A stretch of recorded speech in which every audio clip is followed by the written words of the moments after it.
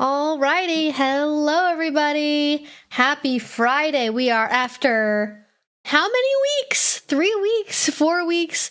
We are finally here on the right day, at the right time, for the right amount of time. And I am hoping that you all are doing well. Thank you all so much for being here. If you guys have not been around here, hi, my name's Evie. And here on my channel every Friday, usually at 6 o'clock, but more recently it has not been at 6. Every Friday at 6, we hang out for about 2 hours and we do a little interactive Q&A. We hang out with me, and then that right there is a small picture of my dog who is currently sleeping on her blanket mountain. Who needs a dog bed when you can have a blanket mountain all to your very own? That's her life philosophy. And she's very cute. And we basically ask and answer questions here in the chat. I go in the order that questions come in.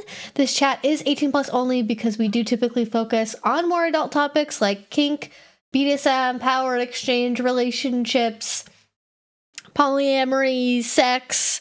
We do talk about things that, potentially somebody who's a minor could ask about, but I also am not a professional. I'm not licensed. So therefore it is inappropriate, I believe, for me to be directly giving advice to minors about those topics.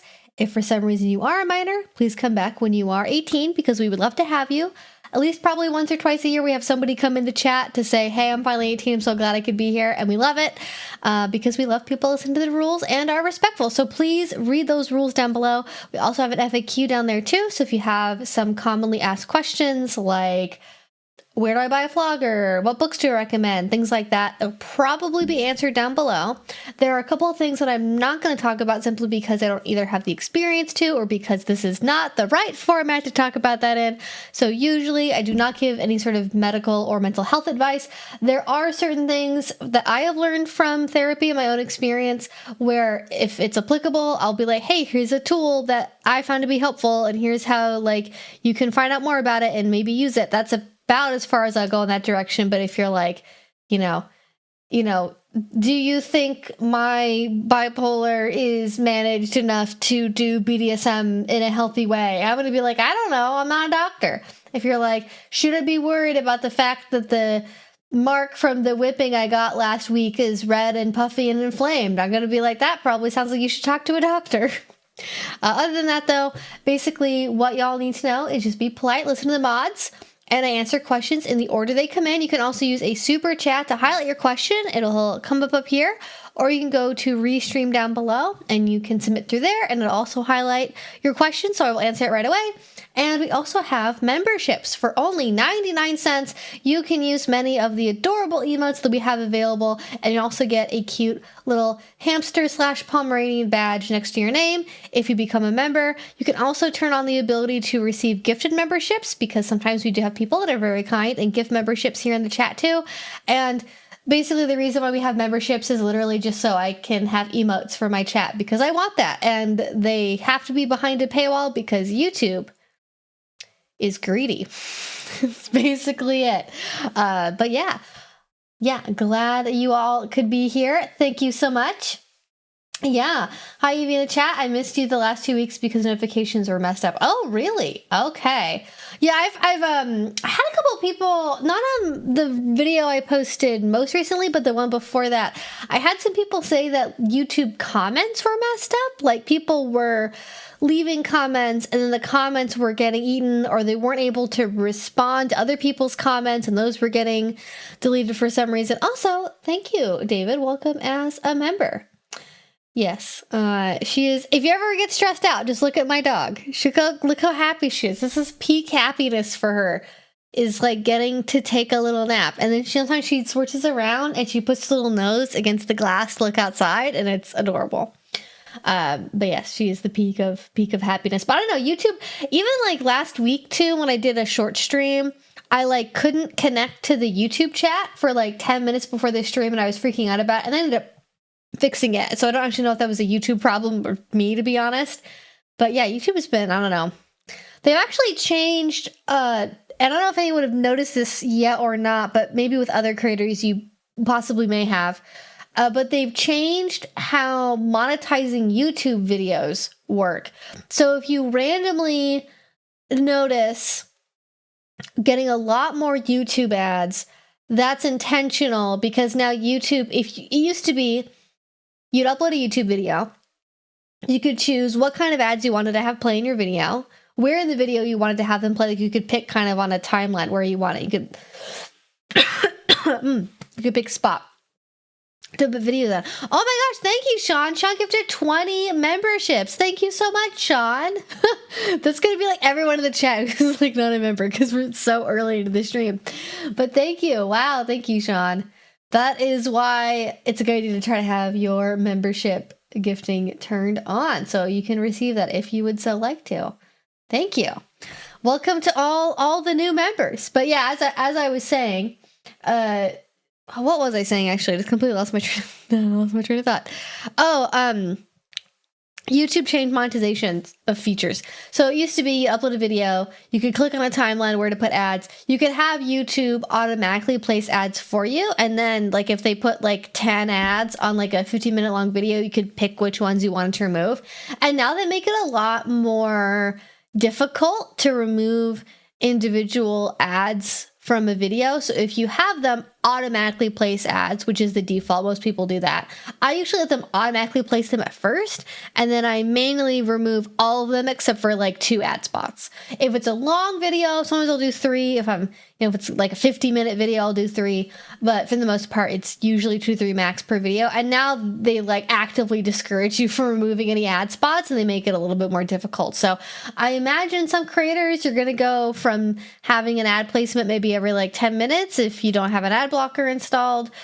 It could be every like the worst thing I think I've ever seen on a YouTube video for number of ads is, I think on probably like an hour-long video, I think at one point I had like 25 or like 30 ad spots. I don't even know if it was a monetized video. It was just long. And like, there's a reason why people who make podcasts now have YouTube versions of their podcast they upload. And it's not just because they want to have a bigger audience because they want to put stuff on YouTube.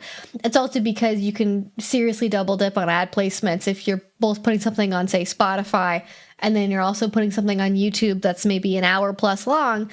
If you have no scruples whatsoever, you don't care. You could have 20 plus ads on an hour long video, which I think is, I don't know if it's immoral, but certainly is not good. Let's say that. It's not good.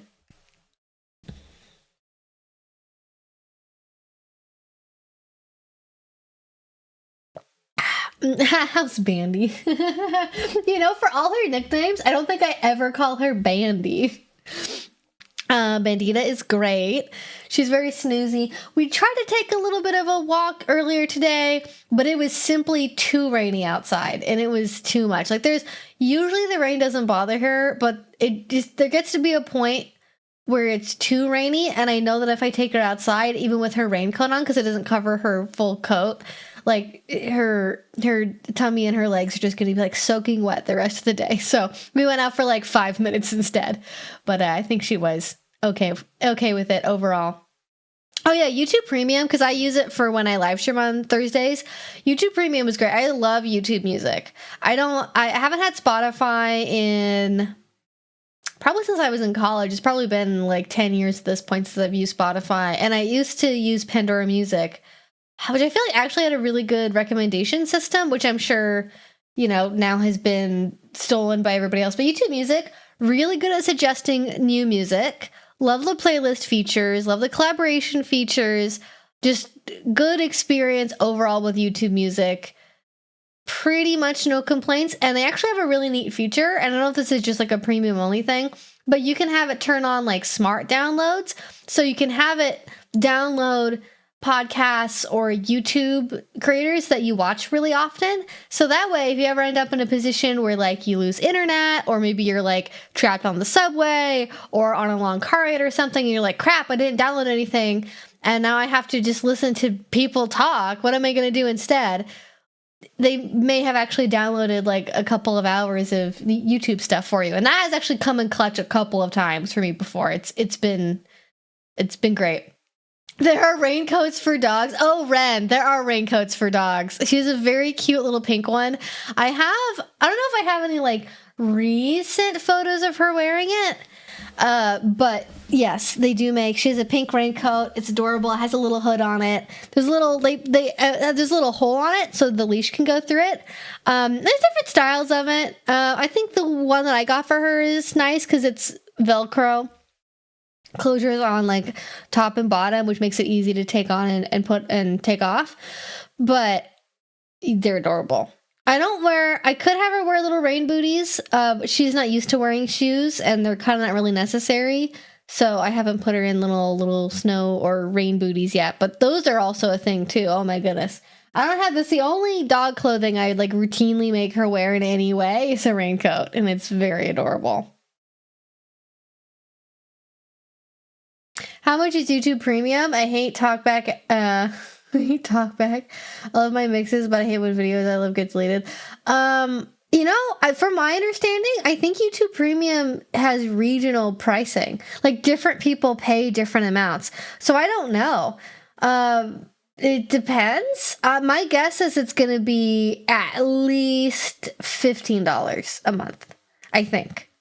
It's not the cheapest subscription service that you pay for. But also I don't pay for any of the other subscription services. I don't pay for Prime. I don't pay for I don't pay for Netflix. I don't pay for Hulu. I don't pay for anything else. This is the one subscription service. Is it the only one? Yeah, because even my editing software I don't pay for monthly because I bought a lifetime subscription to that, like a lifetime like service key. So that's it for me. That's all I pay for. So it's worth it. Well, I guess my gym. It's my gym membership. I guess that's technically a subscription. Gym memberships are the OG subscription model. Was there a time when you could buy a lifetime membership to like a local gym? Was that a thing that you could do at some point? That you just, or even just like a year up front flat? Because if so, I was never aware of that era. That was before I ever went to the gym. Yeah, it's like $14 a month for us. Yeah, that sounds about right. I think mine, because I also pay, because I have multiple accounts attached to mine, so mine's more expensive than what it would be for just a single YouTube account. I think if you're just paying for one account, between like 12 and 17 is pretty typical. Yeah. Oh, yeah. And if you have an iPhone, like what Twixie is saying, it is a lot more expensive because I don't know how this works, but Apple, through the iOS, their app store, they take a chunk of the sale. So it actually costs more on iOS to buy it. But you can buy it on desktop and use it on your Apple phone without having to pay more, even though does that make sense? Sign up for it on your computer. It'll probably be cheaper. That's probably the smart way to do things. Family plan is $23.99 a month. Yeah, I think mine is like 25 something, I think. It's like around there. It's in that ballpark. If it's not that price, it's pretty close. When I was in middle school and high school and then guarantees, yearly was more common than monthly for gym memberships. I just assumed that they charge monthly because like so many people sign up in like January and then don't ever show up again. And they kind of just go, oh, if we charge them monthly and they only show up once in January, then never again, we might be able to charge them for an extra like 5 months where they don't show up.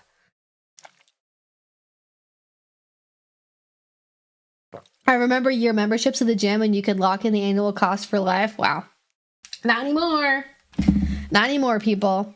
Valley Total Fitness, $250 in 1996. Wow. That would have been a deal. If only I was privy to the benefit of lifetime memberships as a 2-year-old in 1996.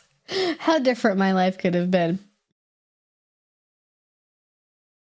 I feel like leaving a Taekwondo contract to go to an MMA gym, like depending on what gym it is, I feel like that could be a good trade. Oh no, back in 94 I paid that's the correct number of zeros, $5,000 for a lifetime membership, and 5 years later it closed down. Oof, yeah, no, that was an instance where paying monthly would have saved you some money. Yeah, and they've done that. Like, actually, that happens at like BDSM venues like fairly often. Well, in the grand scheme of how many total public dungeons there are in the entire continental United States. But oftentimes, especially if there is an existing dungeon that has a current membership, if they ever have to close down temporarily or like find a new location, they will often do a membership drive where they try to get people to pay for, lifetime memberships, and like you'll get in free to all parties and you get like a +1 for like half off or something like that. And it'll usually be between like $2,000 to like $5,000 for like a lifetime membership to this theoretical dungeon that doesn't exist. And sometimes that can be a really good deal if the dungeon like works out, but also can be really shitty because it is an investment and you're not guaranteed a return on that, right? It's just, hey, if this ends up working out, this is the perk you'll get from it. But really the perk is like helping your community. And if you go to dungeon parties all the time and you have some spare cash lying around and your 401k contribution is maxed out, maybe that's a good way to help a community get a local dungeon up and running again. Just, but don't do it because you think you're going to be guaranteed that, because it's not guaranteed. And I've seen it work out less often than I've seen it not work out. So you got to be careful. Soon you'll be able to pay for DoorDash with Klarna. Oh, yeah, Klarna. I've never used it. That's the... isn't that... I don't know if it's scammy, but I haven't used it. Isn't that the thing where it's like, oh, you're at checkout, use Klarna to pay, and it's essentially getting like an instant credit card type thing where they give you like a really crazy APY or something, and then it's just like, oh, pay... Maybe it's installment plans or something where it's like, oh, instead of paying... $150 for this order, pay $50 a month for 4 months. And so I'm like, scams. I don't know how we got talking about scams. This is okay. But it is a thing in the world, that's for sure. I paid $2,200 for 2 years in 2008. Ooh, 2008, that's a year. That's a year to be spending that much money. Oof. I pay more than I should, but it's one of the few 24-hour places in town. That is... Okay, so I have an opinion about this. As somebody who used to work in food service, I am glad that, like, it is no longer the default for, like, every grocery store to be 24 hours, because I do think it is kind of bullshit to, like... make there be like bakery employees or deli employees be present at 2 a.m. because like a trucker might stop by at 1:45 in the morning and like want some sliced deli meat or whatever. Like, I don't even remember that was a thing, but because I didn't work in that part of the grocery store. But I feel like it's a good thing that we don't do that as a default anymore. At the same time, though, when it comes to gyms, because you don't need staff around to operate a 24-hour gym, the fact that, like, the big chains, I think actually because of the pandemic, they went from a lot of them being, like, 24-hour fitness, at least none of the ones I know of around here in the greater Portland area, none of them are 24 hours. Like, the ones I've looked at, they'll close at, like, 11 p.m., and I love going to the gym late at night. That is like my happy place, is being at the gym at like the middle of the night when no one else is there. It could be any time after like 10 p.m. That's like the best time to go to the gym because no one is there. You can go early in the day and not be around anyone, right? But then you get the rat race people who are there like 4:30 in the morning to like, do their Sigma grind set, listen to a motivational podcast, and then do a cold plunge before they go to work. And like, who wants to work out with those people? I want to work out with like the nurses who have like the weirdest shift imaginable. That's who I want to work out with, Oh, God. Yeah. I normally give 10 memberships per stream, but support since I missed 2 weeks. I was playing catch up. Well, no worries about that, Sean. I totally get it. I appreciate you. And thank you so much. It is very kind. And I'm sure people in the chat also appreciate it. Thank you so much. Yeah, that's fantastic. Thank you. Credit cards scare me. Never owned one. I mean, they are scary. They are, not to be all like the Evie Lupine financial guru, but genuinely. So this is it. I don't think if I share this is a problem, okay? Genuinely speaking, if you are somebody who in any way wants to travel, I do recommend getting a Capital One Venture card. This is not an advertisement, I swear to God. but I have a capital adventure card. And I put my like recurring expenses on it, right? So like my student loan payment and my my like electricity bill, my phone bill's on there, like that kind of stuff. But I have it all set to auto pay. So I never end up paying any interest because it's all on auto pay, right? But I get the travel rewards for it. And even though I go visit my long distance partner, like kind of like I usually go fly to them about every other month, I have never had to pay for a ticket to go see them because I literally just use my credit card rewards for things I already would have been paying for anyways to get points that give me like free airline miles. And they don't have Southwest on there most of the time. It's kind of picky. But they do have Hawaiian's on there, Alaska's on there, United's on there. Like a lot of the major airlines are through their travel portal. Now, travel portals for really big important flights can be kind of dicey because things do get oversold, and like I would not necessarily use it to like book a hotel room at like a really popular time of year or in a very popular location because of potential overbooking issues. But for flights, I found it to be very helpful because again, I'm not using it in a way where it's encouraging like excessive spending because it's like free money. I pretty much just use it for like one-off big expenses that I would have paid for anyways, or like recurring stuff that again I would be paying for anyways. But like if there's a like I don't put my rent on there because there's like if there's like a transaction fee for using a credit card, I won't use it for that. But for things where it's essentially like, oh, it's like maybe $10 more or something, like if it's a small enough amount, maybe less than that even, like I'll just put it on there, then it works out. And I find that to be very, very useful just for travel reasons. But I also like, maybe most people aren't traveling frequently, or if they are, it's, through a company and they're being compensated. But for me as somebody who, I'm not taking the most expensive flights in the world by any stretch of the imagination. I find first class over there. Like I usually pay, I don't know, this ballpark doesn't matter, but it's like about the price of a nice dinner in a major metro area. Is how much I pay for flights most of the time. That makes sense, Evie. I just don't have the extra patience for the extra, even if it is rewards, takes more time for me. I mean, fair enough. Like, and the reason I got it too is also because it's a good way to build credit, and I don't own a house. I'm making mortgage payments, so it's a good way to also like establish that I can reliably maintain credit and like even pay off credit card stuff and not be a delinquent on society, so that way they make my number go up. My fake number they made up goes up. play their silly games.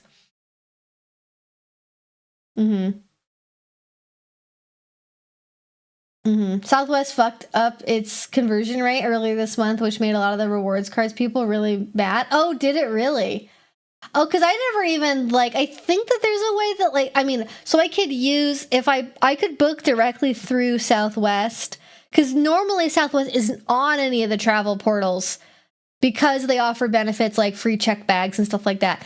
If I don't want to spend points, I can book Southwest directly on their website, and then I get enough point multipliers per dollar spent to where it kind of roughly works out to not really be worth it necessarily. But if I need a checked bag, it ends up, especially if I need 2 free checked bags, it makes up the difference just to book directly through Southwest, depending on what flight I'm taking. But anyhow, I don't know if anyone needed that particular advice. That's what I want, working on the LMAO when I get the time to play those silly games. Yeah, fair. Because, yeah, exactly. Yeah, especially if you are married. I think, I've never looked into buying property as a married person, but I imagine if you are married and you're trying to jointly buy property with you both being on the deed, both of your credit scores are going to matter in that, right? Because if somebody has an 800 credit score, but their partner, I don't even know what the lowest possible score is. Let's say your score is 400, the number crunchers are going to put that in the system, and they're going to say, oh, rejected. They're not even going to think twice about it. They're not going to think about it oh, one of them's the sole breadwinner. They're just going to be rejected.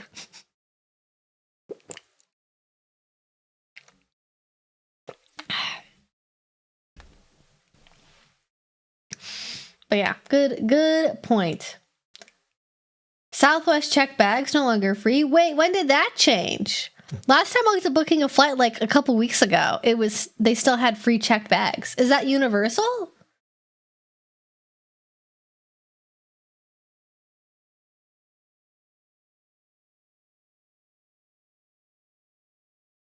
Oh, does it have to be both if you're married? Okay. Well, I can understand why you'd want to make sure your spouse is on the deed. It's security for them too, I imagine. I mean, I don't know. I'm not a fucking lawyer, right? There's probably a way to work it out to where you're not on a mortgage, and so your credit score isn't getting checked. But then, like, if something were to happen to your spouse, like the house doesn't end up going to the bank or something instead, ridiculous like that, probably. I don't know. America's weird. I wouldn't trust it. I'd be like, oh, let's check in about that first, you know? Credit score is 0. I've never had a card. Well, there's other things that go into your credit score too, besides just having a credit card. It's like payments on anything, right? So if you have like student loans or something, that also counts. But or like rent payments can count towards it as well, depending, I think, on how you pay for your rent. But yeah, that would it's going to be really hard. Or car payments, that counts too.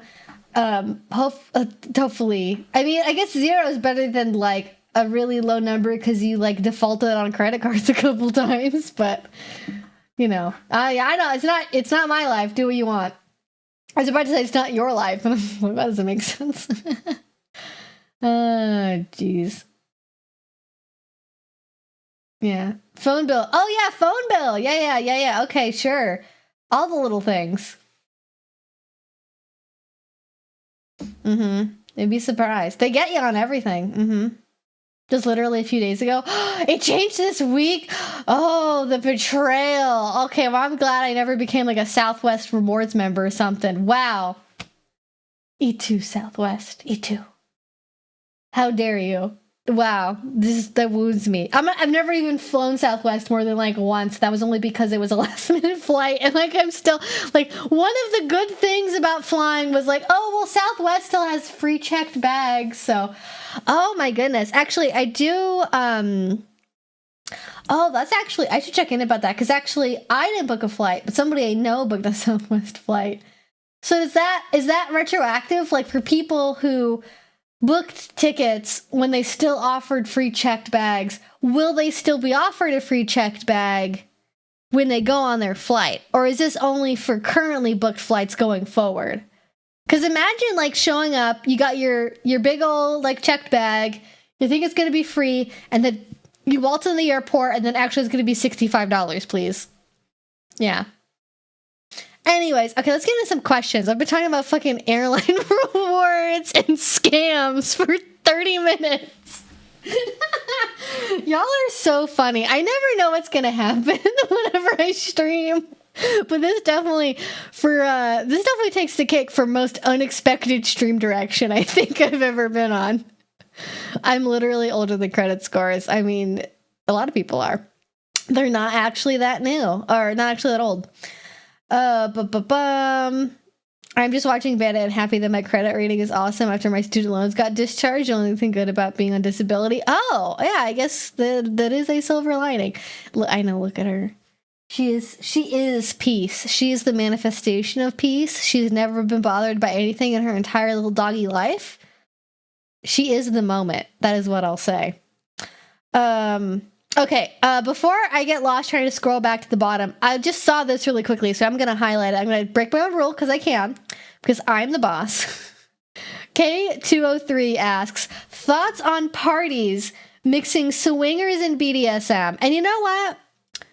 I'm a woman who's capable of evolving her opinions on things, all right? One of the many things that I am a certified hater about is the concept of swinging. Not really the concept, the execution of swinging. And I think how well that can work probably correlates to the age of the swinger group. The older the swinger group is, the less likely it is to work out with a general kinkster population. Now, if you have, but it kind of like it bans out on both ends, okay? So if you have like 60-plus-year-old kinksters and 60-plus-year-old swingers together, they're probably gonna get along just fine. Like they're probably gonna get along fine, depending on what part of the country you're in. Because in certain parts of the country, the swingers are gonna be super conservative, and the kinky people are gonna be really liberal, and they're not gonna get along if like politics comes up, and that could be a problem. But if the swingers are really young, like if the swingers are like, you know, let's say 18 to 30, and the kinksters are like around roughly that same age, like, they're probably going to get along a lot better, because it's when you get into kinks, or swingers, rather, that are like, I would say 45 plus, 40 plus. When you get into that age range, the farther away you get from the current day, the less likely it is that the people have similar consent values to what we do in the kink community. And I think that is what causes a lot of issues. Like, I see so many issues with different, not all, but a lot, especially older swingers communities, being like really ableist and fat phobic and classist and racist and sexist, and they have like tiered pricing structures, and they don't believe in like non-binary people or trans people, or they just have weird consent things. They just sort of are normal to them. But in mainstream society, if you're under the age of 35, you've probably already caught on, if not, you know, even people even older than that too, but certainly minimum under that age. Most likely you're going to have learned that, like, oh, having a sexual interaction with a stranger that is solely facilitated by massive amounts of alcohol consumption ahead of time and very little conversation, that is not likely to go well. That could be a consent gray area. And swingers, a lot of those, especially older clubs, older people in those clubs, they do not always see the same issues with mixing being strangers and consent and alcohol consumption, on top of all the other things. Whereas younger people, I think, are a lot more likely to like get it. Oh, and also a lot of swingers, again, because of like class stuff, a lot of swingers that are older, again, more that 45 plus age range, they're way more likely to be like, because it's like Florida, Arizona, like retirement community areas, and like where rich people go to like hide money, right? So it's going to be like dentists and doctors, like, and like professionals, maybe not, you know, big CEOs or anything, but people with like a fair amount of money that probably have like maybe more conservative views than the average kinkster does, and that can cause people to butt heads. But I think if they're in a similar age range, it can work out. But the bigger question is, why? Yeah, the bigger question is, why would you want to combine those people in one space? You know, what's the benefit? Why can't we all just have our own social spaces, right? Like, we don't, like, furries and, like, cosplayers overlap, but, like, they don't, like, they also have their separate conventions. I don't think, like, the average cosplayer would always be super comfy at, like, a brony convention or a furry convention, right? Yeah, big part too. Yeah, the swinging scene can also feel very cis and straight and white and has no cool. Yeah, that's what I mean when I talk about how they like don't believe in non-binary people or like transgender people, or they have problems with sexism and racism. What I mean is it. And like the kink community can have those issues too, to be clear. I think it's usually less common and less intense than it is in the swinger world, but there are definitely BDSM clubs too where there's a very distinct hue to the people in the club, and there's also a very distinct difference in the, maybe let's say, the gender proportions or the sexual orientations of the people at that particular event. Yeah, I've only ever seen swingers clubs where it's all cishet people. Yeah, there are, although we did watch on the formerly Thursday, now Tuesday, Patreon live stream, we did watch an interview with a pretty like well-regarded swingers venue. I want to say it was in Texas, and it was like multi-generational. So it was a family that owned it and started it, and then their kids were helping them work on it too now. And like the husband of like the daughter was like a bisexual man, and they were like super open about it, and like, you know, they were trying to actively like find men for, you know, the bisexual husband to like hook up with people. And that was like, I was like, whoa, like that never happens. First time for everything. Crazy. Yeah. because it could be fun. Well, I guess it depends on how you see fun happening in the BDSM community. The swinging scene has also shifted a bit more with the rise of cuck and hot wifing.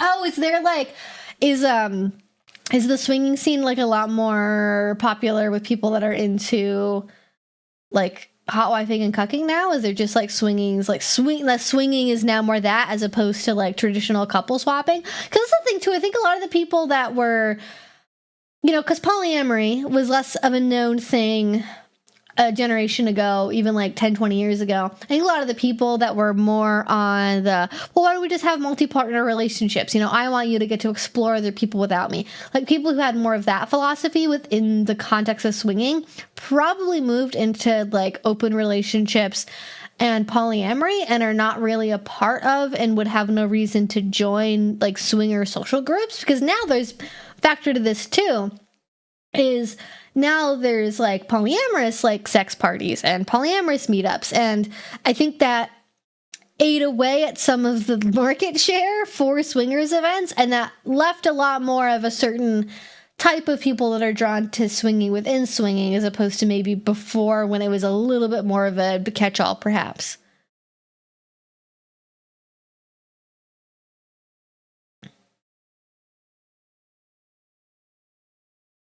I think swinging and kink is conflated with kink in my area and age group. Oh, really? Interesting. Okay.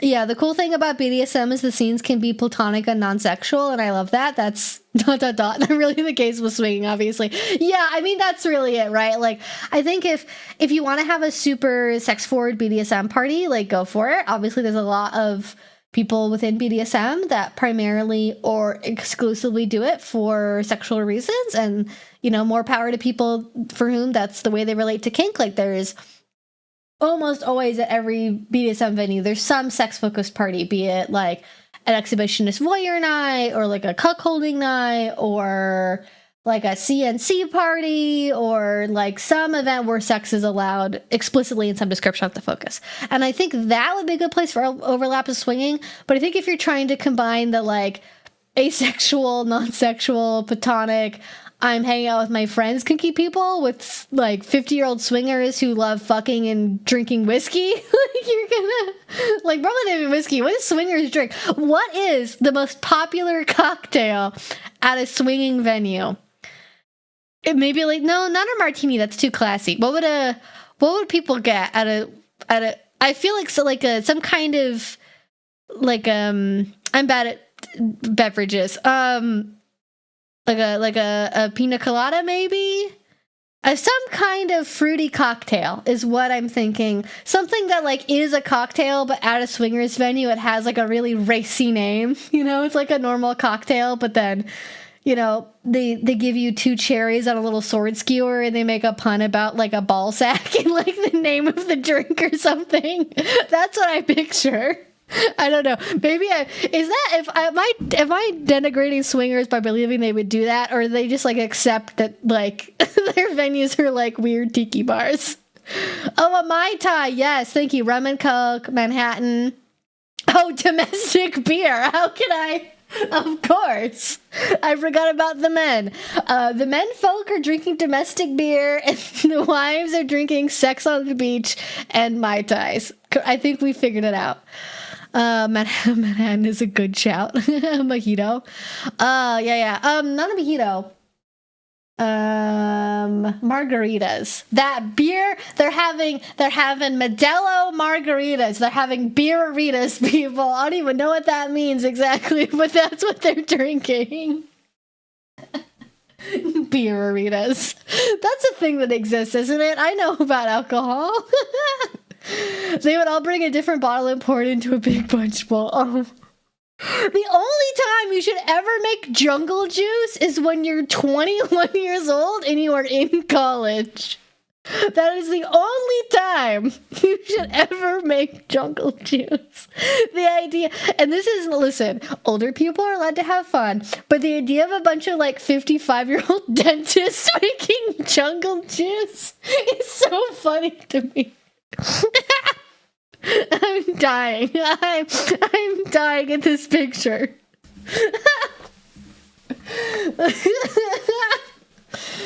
Listen, you're not going to get an argument from me about American beer. I couldn't care less. I have no emotional investment in any particular alcohol. I don't care. I just figure they like Mexican beer because they have like a condo. They have like a timeshare in Mexico. Like they're one of those like swinger couple. This is what I picture for a swinger couple. All right, mom's like a retired administrator at like a small local company. Dad either owned like lawn mowing business or is like a dentist, but like maybe kind of did some medical malpractice and like retired early and then moved to Arizona, and they like live next to a golf course because they love golfing. And like they're a little bit racist and they talk way too much on the phone to their friends about how their maid is Mexican, and they have a timeshare with like their swinger buddies in Mexico, and then like they make just the most like racist terrible puns about like Mexican names, and they couldn't tell you the difference between somebody who's like Mexican and El Salvadorian, but they love going to Mexico so much, and they don't drink water when they're there. They just drink Mexican beer, and that's it. That's my picture. That's who they are in my head.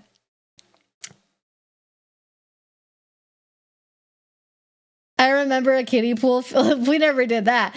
A kiddie pool filled with jungle juice at anything but closed party, and I forgot about that. Thank you. I unlocked a hidden drunk memory. That's fantastic. Yes, Patty is definitely her name, because Barbara's already taken. We have another character named Barbara.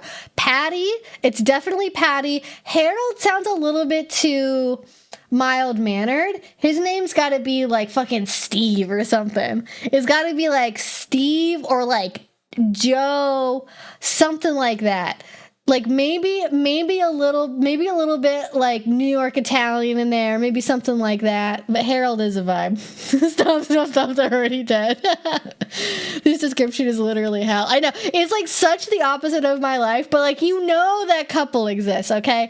If people are allowed to make fun of polyamorous people for being cringy and loving board games, I can make up a fake swinger couple named Patty and Joe who like talk way too much about the fact that their maid is Mexican, okay?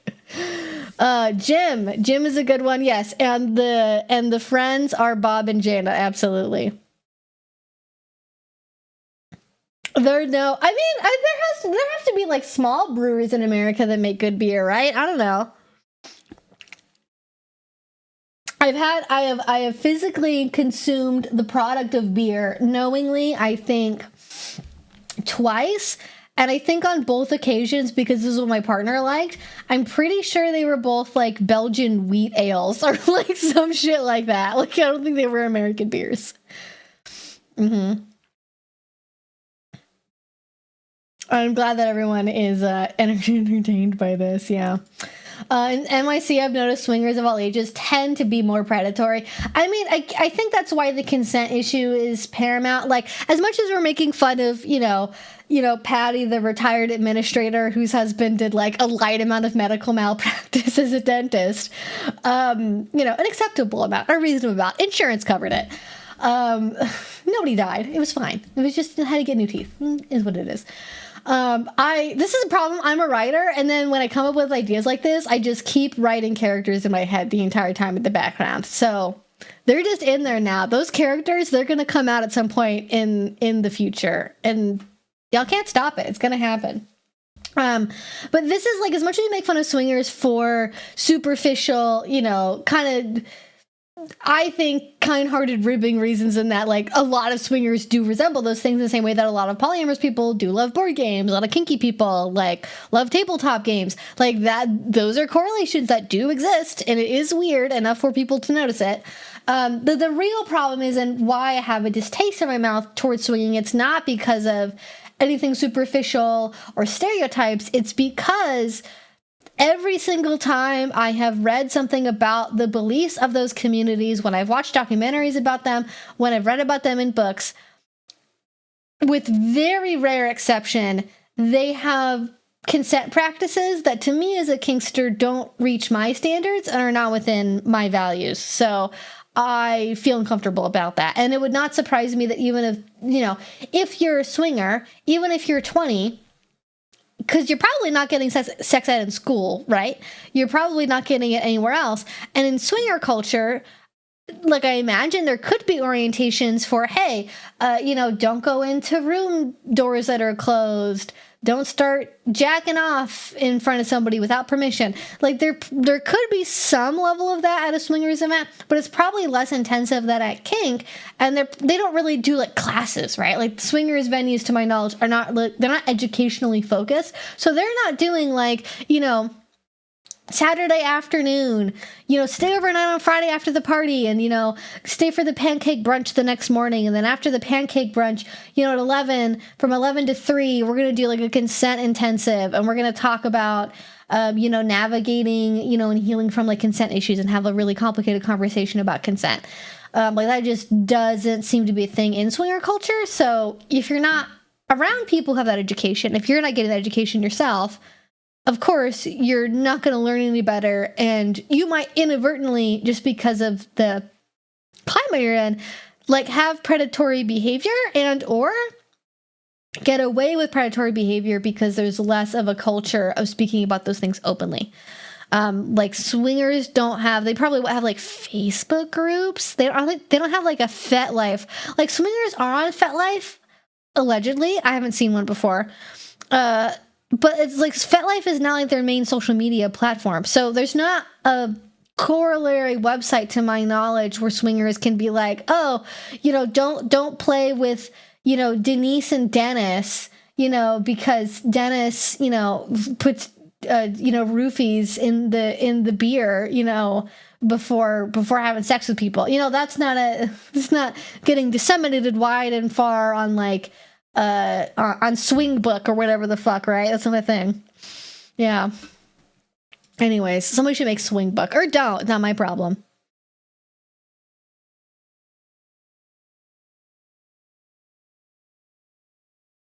I don't know anything about beers. I don't know what kind of beers are what. I have no opinions. I have seen swingers and Goreans on FetLife. Well, I get confused. Is it Goreans or Goreans? I think it's Goreans. Goreans are on FetLife? That makes sense though, because like they are at least doing a kink thing that's kinky. They don't like to think they're kinky. A lot of Goreans are very like, I am not doing kink. This is real. This is my life philosophy. Like, just all right, take it. This is a book written by a man. It's not real. Please do not do a Scientology. Like, you ever realize, like, what do you think about it? Goreans are kind of like the Scientologists of the kink world. Because they're taking the words that are written from like a science fantasy author and then turning it into like a whole community that they've developed a way of being around. Like it's like 5% of Scientology, right? But it's there. The roots are similar.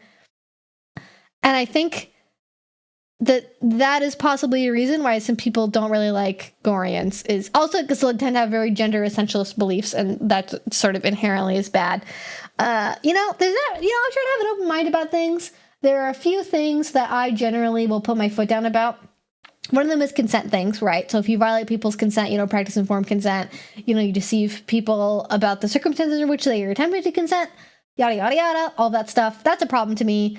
Number 2 is being transphobic, ableist, homophobic, and in addition to that, as part of that constellation of isms, also being somebody who believes that like all women are inherently submissive, all men are inherently submissive because of something in their biology or whatever the fuck. It's like, that to me is just, that's like believing in the flat earth. Like it's the equivalent of like, because all you have to do is be in a room with like a group of people that are like of the gender that you believe is submissive and have them be really not submissive. Just put like, if you believe that all women are inherently really submissive, I could right now pick like 5 pronoms that would with their bare hands and words only destroy you permanently if I just put them in a room with you. Are you going to tell me those women are like inherently submissive? Are you I have seen what they have put up, like just clip previews. I have seen hints of what they put up people's asses recreationally, okay? I don't really know if you want to be testing that, my guy. And the reverse, obviously, as well, right? Though it's, I think, a lot easier to prove that, you know, men are not all inherently submissive. I mean, you know, I think that is probably more likely to be a little like tongue-in-cheek, not a genuinely held belief. It's more of like, oh, this is a role play we're presenting online because it's mostly a pro-dom thing. Whereas the other way around tends to be male lifestyle doms that think that all women should bow to them, which is concerning. My one-line definition, Goreans are an unintentional pseudo-cult with BDSM aesthetics. I mean, yeah, and listen, I don't know, I haven't researched this enough. That's just my sticking something out of wall theory. I think there are definitely parts of, like, people who take inspiration from the world of gore, who take inspiration in a way that can be very cult-like and is very concerning. And I'm sure there are people where it's like, you know, Twilight or 50 Shades of Grey, where it's a book, and because that book is developmentally important to them in understanding who they are as a kinkster, they take the window dressing of it, and they don't really necessarily take any of the underlying belief systems that are attached to it, and they just, like, you know, they like the costuming or the design of the collars or the made up fantasy terms or something, and they use those, but they're not necessarily taking in a life philosophy with it. And I think that is an important distinction to make. Yeah.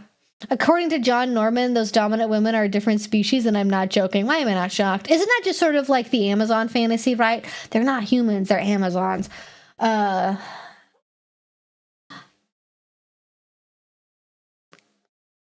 don't know if it shows up on camera, but my dog she's woofing in her sleep. You can see it if you look very closely, you can see when she woofs, she like bounces up a little bit while she's woofing.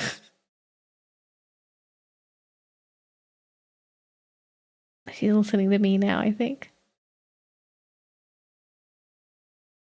Oh, so precious. I have so many video recordings of her sleep woofing, and it's the most precious thing on my phone.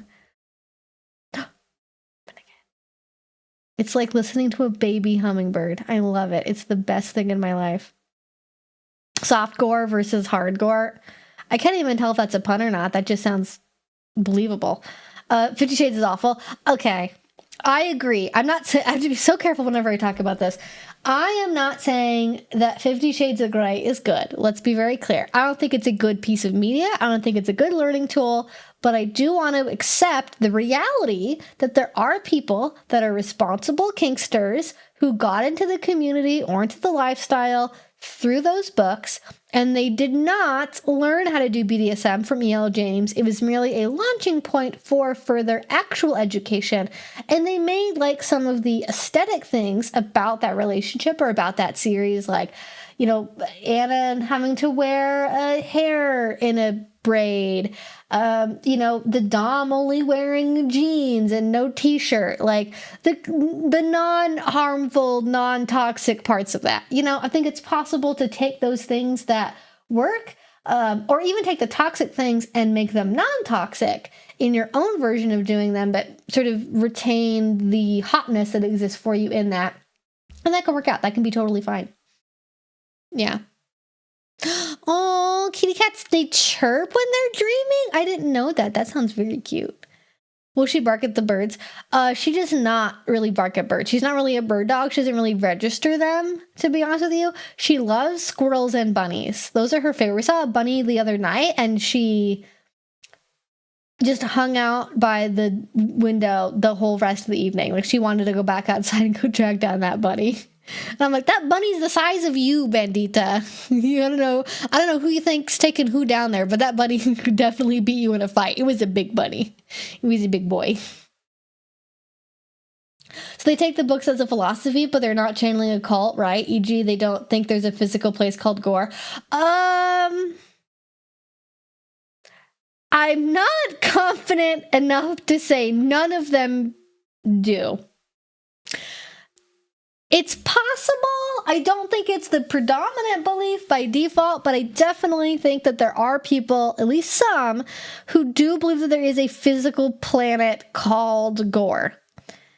I don't think it's a lot of people, but it's a fact of existence. Some people that deal with delusions or have psychosis are going to glom onto something like that, and they're going to interpret it as being part of some revelation about the world that is being hidden for whatever reason, and they're going to take it more seriously than perhaps it should be taken.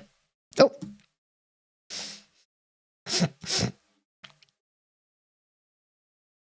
You can also be a big effeminate male dom. Listen, you can be very high femme and be a dominant woman. You can be very masculine and be a dominant man. You can be feminine and be a dominant man. You can be all different combinations of gender presentation and sexual orientation and gender identity and do whatever the fuck you want and still be dominant. Who would have guessed? Who would have guessed? I don't know. I don't know what the planet Gore is like. I've never been. I love when kitties go eek, eek, eek, eek, and I sleep. Oh, I have seen that. I've seen that on like Instagram Reels. I think I've seen that. And I'm like, how do they even make that noise? It's so cute. Too bad I am allergic to cats. I don't think I've witnessed this. Oh, what kind of dog is she? My dog is a Pomeranian. She's a Pomeranian. She's cute is what she is. She's the light of my life. That's what she is.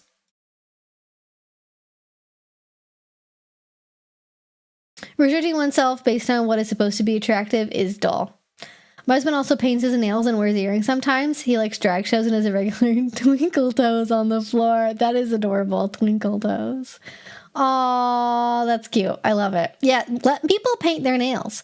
Let people do makeup. Let people style their hair. Just let people live. Let people live. That's my advice. Yeah, that's adorable. I love it. My dungeon looks good with 19 tomato plants. That's so many tomatoes. How do you have that many? Is it tomato season already? It's only, I guess it's, I don't know why I looked at my watch. I was like, it is March, right? Like it didn't become April or May, did it? It's a little early for here, but good luck to your tomatoes. Oh, I should try growing tomatoes this year. Ooh, I do have a balcony. I didn't grow anything last year. Possibilities are endless. I'm not saying it's Goreans, but it's Goreans.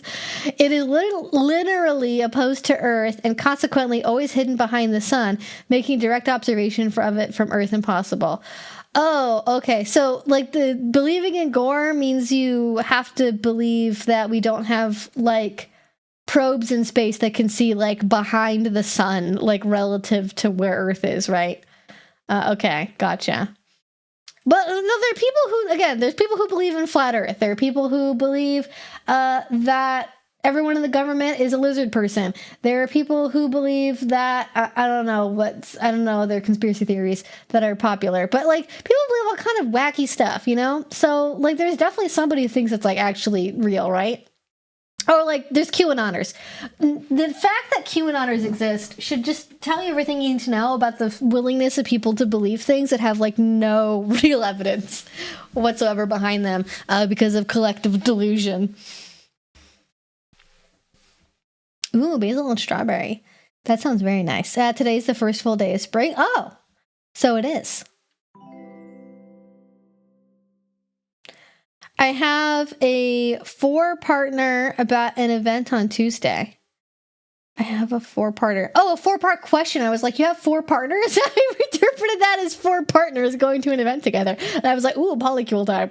Yeah, lay it on me, psycho.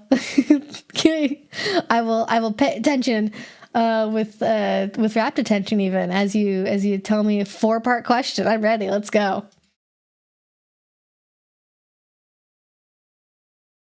Lettuce would work. Ooh, I could grow kale. I could grow kale. That would be delicious. Well, can you? Actually, I don't know. Is that easy to grow in the zone that I live in? So many questions. Mega poly. Okay. I'm going to a munch on Tuesday with the intent of connecting with the femdom scene. Femdom scene. I prefer monogamy for now, but poly is not off the table. Okay, great. So we're going to go to a munch. We're going to intentionally connect with some femdoms. I guess the implication is probably that you are looking for a femdom. I'm unsure of pro-dom services due to budget, fair, but still open-minded. I know you are not a dom yourself, but with your knowledge, what are my chances I'll find what I'm looking for at a munch? So looking for a monogamous femdom. To be clear, I'm a male switch and want to start with being a sub. I already had one reach out on FetLife through a post I made trying to talk to people in my local area. How should I go about trying to connect with femdoms I meet? I already had one reach... Oh, no, wait. Did I just read that? Oh, no, wait. I think the last... Oh, here we go. I already have one reach out to me on FetLife. Okay. How should I go about trying to connect with femdoms I meet? I already have one reach out to me on FetLife through a post I made in a group in my local area. We have mutuals on our friends list. So I think you're definitely on the right track. Meeting femdoms in person at a casual event and treating them like human beings with thoughts and opinions and not fetish dispensers is going to put you head and shoulders above like 95% of the people they interact with, but especially men. Unfortunately, all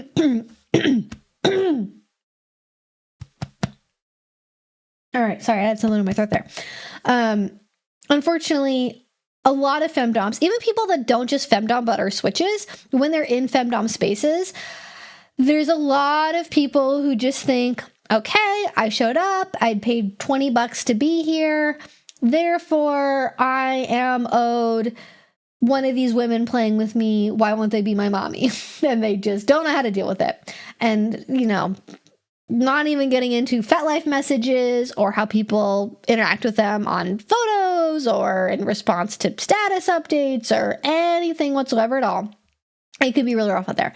So just showing up, being yourself, obeying the rules, dressing nice, I think is always a good first impression for a femdom. If you can put together a nice sharp look, make sure you're well groomed, you're freshly showered, that'll pay off really well. If you know how to hold a conversation with somebody, it's not about how hot they are. That'll also pay off really well. And if you want to start off being a sub, that's great. Actually, I think there are... Because of how bifurcated the femdom scene like tends to be from the more general BDSM world, there are definitely dominant women who do like to switch in certain capacities. I know femdoms who like to bottom for rope. I know femdoms who like to bottom like only sexually, but not like in BDSM scenes in public. Like there's all different combinations of folks out there. But I think if you're open and honest, it sounds like you know what you're looking for and you're not just looking for like a need fulfillment vessel. You're going to do pretty well. I think if I was in their shoes, what I would want to see is somebody having a conversation with me who I was interested in just as like a person, because we could talk about something, we had common interests, and then, you know, sharing FetLife information at the end of the munch or before they leave the munch, and then like reach out to them within the next like day or two just to be like, hey, I really liked meeting up with you. You were super fun to talk to. You know, I'm happy to keep chatting over FetLife if you're more comfortable with that. But, you know, I can also talk in like Telegram or Signal if you want. I'd love to chat about, you know, seeing you again sometime.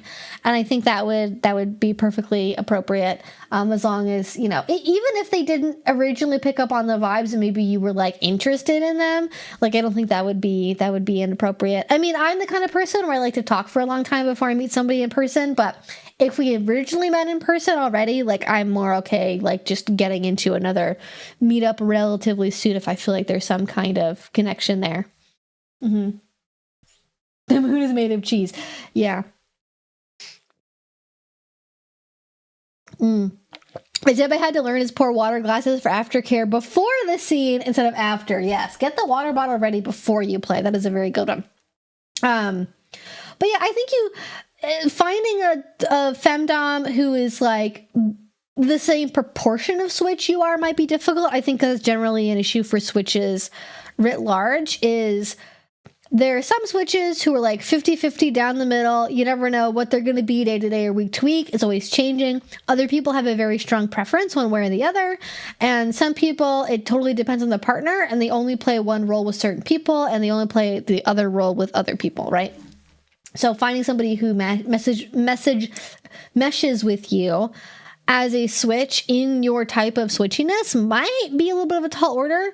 But if you're a respectful, vaguely well-groomed, polite person who knows how to have a conversation as a male sub, you would be surprised. Now, I think another factor I haven't considered maybe directly in this so far is the monogamy versus polyamory thing. In the public kink scene, it is certainly more common for people to be polyamorous than it is in the general population. But this is something that is also very regional. It's something that's very regional because just how common polyamory is not equivalent like across the board, across the whole United States. And it depends on how you define monogamy as well, right? Because you could have a pro-dom who, I know like pro-doms that are monogamous in their private life, right? Like they don't have sex with clients, they don't have romance with clients, they don't like do escorting or anything. They are sexually and romantically exclusive with their life partner, but then they do scenes with other people as part of their job.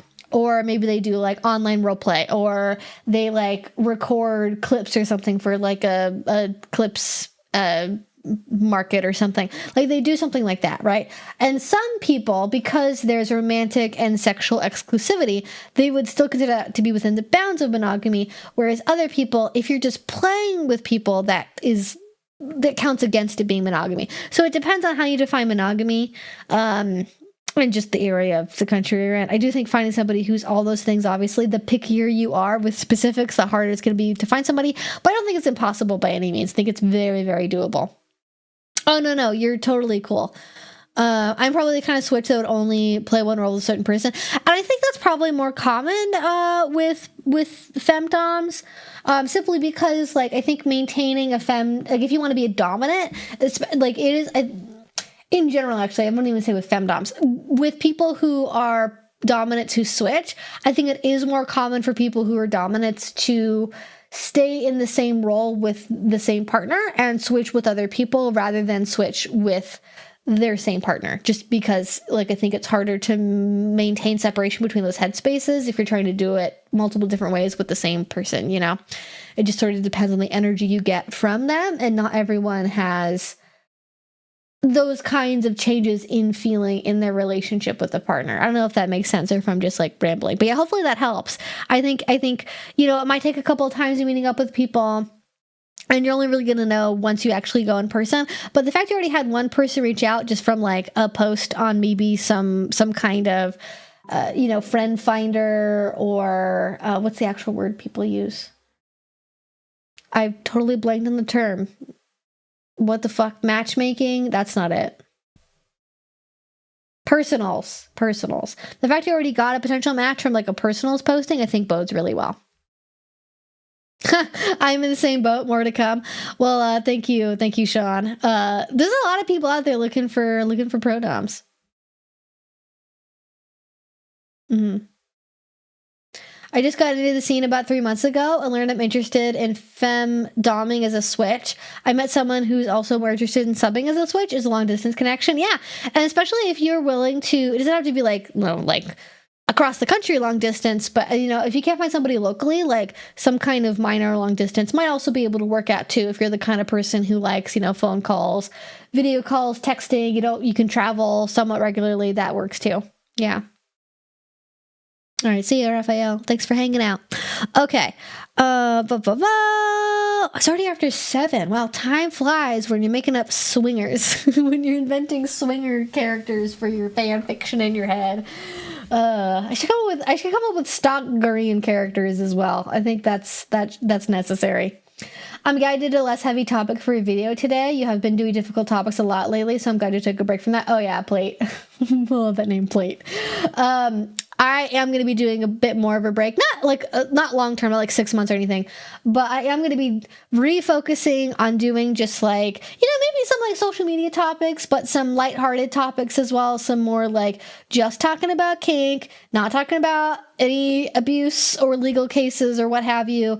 I do have, you know, Army Hammer stuff and Marilyn Manson stuff and House of Cataphor stuff in the works. Like I actually have like a whole Marilyn Manson video like done, and I have at least like brainstorming stuff done for Armie Hammer and for House of Cataphor. So those will be coming out, but I want to take a little bit of a break for a couple of weeks, maybe like 2-3 weeks.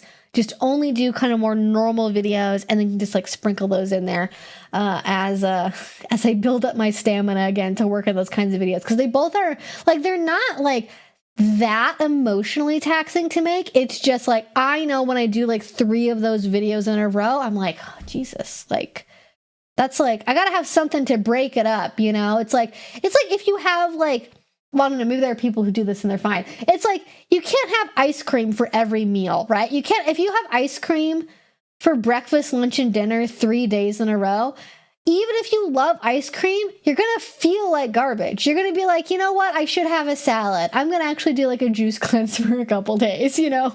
Not that I advocate juice cleanses, but you know what I mean? It's not good for your body and your soul, I think, to be... I think that's more the problem, is like, I don't feel when I'm doing it, like I don't necessarily feel super bad about it, but I know that it like... it leaves dust on my brain that I have to shake off later, and I gotta be careful about how much dust I'm unknowingly collecting in there. Reaction to the Hillary Clinton pro-dom was really fun. Yeah, I definitely, okay. Yeah, actually, that was the part I was gonna say too, is I would love some ideas for like nice videos that I could make that are not going to be hour-long dissertations on, you know, a consent violation that happens. I think I need to do that, yeah.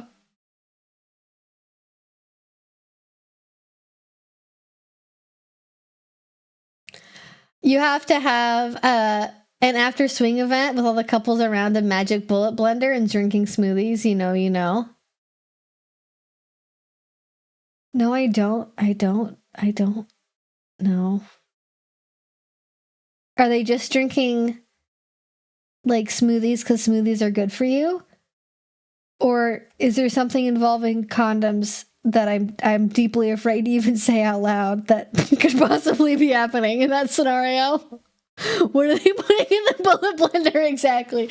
I'm like, is this like wholesome kale carrot smoothie, or are we like collectively putting the residuals of everyone's condoms in the fucking bullet blender?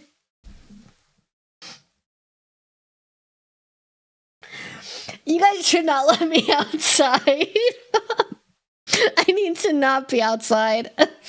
I have my thoughts are despicable even to me. Hopefully now you understand how the condoms are related. Does the magic bullet have a wild infomercial? I assumed it was an anime. Oh my god. Crazy. All right, get into some more questions here. Okay. I'm surprised you haven't done a video on bullet heels, or am I wrong? A video on bullet heels? Y'all are just saying bullet blenders, bullet heels? What are we talking about? What's happening? What are bullet heels? Is this about the magic bullet commercial, co-host? Oh, I don't know what that is. It goes back to a magic bullet infomercial back in the early 90s. Oh, I didn't know magic bullets were that old. I'm gonna have to... Does it look like a shake weight? Oh my god, okay. I'm gonna have to Google that later, apparently. That sounds... I'm intrigued and terrified all at once. I'm just as bad inside. It's true. It's true. But I'm a good doggo. I'm a good puppy. I do not do bad. I do not do bad. Only good. Yeah. Just because I have bad thoughts does that mean I am bad pupper. It's different.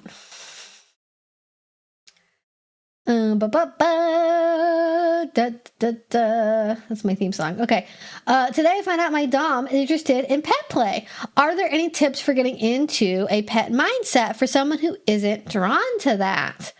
Ooh, well, I always believe when you're trying a new kink that is different from something you've done before, and you're not really sure if you're into it or not, because I wouldn't necessarily say without trying it first that you know 100% for sure whether or not you're like into it. I would say that the best tool is to use things that you're already into as like a way to combine it with something you know you're going to enjoy. That could be bondage, that could be humiliation play, it could be impact play, it could be service submission. All different things can potentially correlate and work alongside pet play really well. Like if you want to do pet play and you're really drawn to service, you could do something where you're doing service tasks, but you're doing it on like all fours and you like have to like fetch stuff using your mouth instead of your hands. Like, and maybe instead of like cleaning the kitchen, you have to go like fetch things from the other room, or you have to perform some kind of like dog level like service task. If you're really into humiliation play, then, you know, verbal humiliation around like being a bad dog or being a naughty kitten or something along those lines. If you're somebody who is into bondage, there's all kinds of tutorials out there for like like crawler positions where your partner, either with like vet wrap or bondage tape or rope or whatever, can bind up your limbs. So that way you're crawling on your knees and on your elbows and not on like your hands and knees. So you get that sense of restriction from the bondage, but it can help put you in just like a different frame of mind because of how your body is being restrained. And, impact play, again, that kind of was more like dark pet play territory, because usually impact play is not like the first thing that people mix with, those two things don't normally go together, but, people do combine those two. And that could be like, like horse training or something, right? Where like your partner is like, whipping you like a pony that's being taught to go through like different gates or something like that. There's different approaches you can take with that for sure. But yeah, I think the main top line summary is just, if you want to find a way to get into the pet mindset, I think bondage and costuming is like by default, if you're not sure what else to do, a good place to start. But try to do a scene that's something you already know you enjoy, and then add like pet role play as like a flavor on top of that. And definitely lean on your partner, like encouraging you to get into that role play headspace, right? Like maybe you start with like your eyes closed and like whispering to you, and they tell you like, okay, like you're going to be my like good little puppy, right? You're going to do everything I tell you to do, aren't you? I'm assuming you're not a brat. If you're a brat, the approach is going to be a little bit different, right? But something like that. And then you're like, okay, so you're gonna listen to me, you're gonna do everything I tell you to do, you're gonna listen to every single one of my commands. And they're like, okay, I want you to bark if you understand me. And then they can kind of lead you into like behaving more like an animal, using their dominance and your desire to submit to that to help you get more into that mindset. Does that kind of give you some ideas of where to start? Hopefully.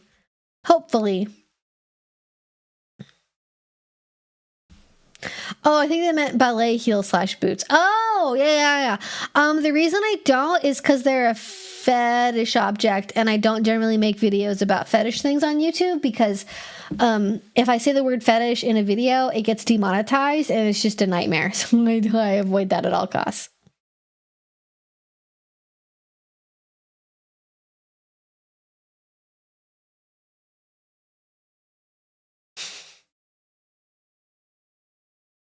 Impact play could be themed as just really aggressive petting. I know some dogs like crazy rough pets. Oh yeah, when you're like doing like rough body play kind of, and you're like on the floor with the dog, and you're like messing around with them, and you're just like even just kind of like you're like pushing the dog around on the floor and stuff like that. Yeah. Or like I love doing the thing with my dog where it's like you do this, right? Or like cats too, where you just like squish their face back. It's just so funny. It's never not funny. It's so funny every time, especially because my dog smiles the entire time and she just looks like she's like losing it. It's so funny to me. Oh god. Yeah, just crazy rough petting, or like play wrestling with like your pet on the floor. Yeah, that could also work too. Good ideas. Oh, good question from Mr. Beansman. Is it weird to ask your poly partner how often they think of you? I don't know why I feel so awkward about doing so. I've never asked that question before, like directly, but I'm not going to say it hasn't been a question that's on my mind, because everyone communicates differently. And some people, you know that you are on their mind, because every business hour, they like send you a TikTok and you're like, they're always thinking about me because every 48 minutes they are sending me a fucking TikTok. From the moment they wake up until the moment they go to bed, they're sending me little memes and little TikToks and stuff. So there's never any question in your mind how much to think about you. But other partners, they're just off in their own world. They're reading their books. They're watching their shows. Maybe they're dedicated at work. They're really busy. They have a family, whatever. And they're just doing their own thing. And they maybe are like spontaneously thinking about you, but they maybe don't say anything because they've lost their phone for the 5th time that day. And they have a thought and they're like, oh, I should tell this person that. And then the phone is like on a completely different level of the house. And then by the time they find the phone, they've forgotten about the thing that they were going to tell you. I'm not saying this is based on any kind of actual reality that I've experienced. I'm just saying I've had enough partners where I can envision this exact thing happening, that it doesn't have to be real for it to be a story that I can share with you all, because I'm so confident that it's happened. So it might not just be that they don't think about you. And I think it's okay to ask for reassurance, which is ultimately the underlying part of this, right? Is you want to be reassured that your partner is thinking about you at least some of the time. And you can make a request around that. You could say, hey, like, it would make me feel awesome if, maybe not awesome, I don't know. Think of a non-cringe way to say this, okay? Because I can figure this out over text. If I have to say it out loud, I'm really bad at it, okay? But find some way that's not cringe to say, hey, I would love it if you would just tell me, when you think about me. This doesn't have to be for any specific reason. Just like once in a blue moon, it would make my day, and it would just make me all Twitter-pated if you would just send me a text when you're thinking about me. And I think making a request to see that going forward might be a little bit better than like asking it as a question, because it's possible that if you ask like a question, it might, and this depends on how sensitive your partner is. Like, some people are not going to be miffed by this, but other people might be kind of sensitive and take it defensively. But if you say it as a question, some people are going to take it in the sense of like, why aren't you thinking about me enough? Why aren't you doing this thing you should be doing? Even if you phrase it really gently as like, like, I'm sure you know that I think about you all the time because I maybe do this behavior or share this stuff with you. And I'm just curious, like, how often you think about me? And you, especially over text, if you're saying it in person, I think it's easier to have it come across not in an accusatory way, but over text in isolation, it might sound like I'm telling you you're doing something wrong. And so I think it's better to just frame it as like hey, could you try doing this going forward? Because it would just make me so completely amazing feeling, and it would just make me really happy. And people that are good partners either will have a good reason for why they don't do that or can't do that, or they'll try it out because they want you to be happy. But I think it's a perfectly reasonable question in general. Like, because again, people communicate differently. And if you are somebody who's more of the like texting somebody a meme every 35 minutes kind of person, like, and your partner is like the kind of person where they're maybe thinking about you and want to talk to you, but they're always losing their phone, or they're really busy, or they just like don't see a lot of value in texting, so they don't reach out maybe as often as you might like them to. That can definitely be a big point of reassurance. I also think too of what you really want is you want some kind of like more regular communication. That's okay too, to make as a request that either maybe you want to talk more regularly, you want to have some kind of check-in. I think that's also a thing you can ask about as well. Mm-hmm.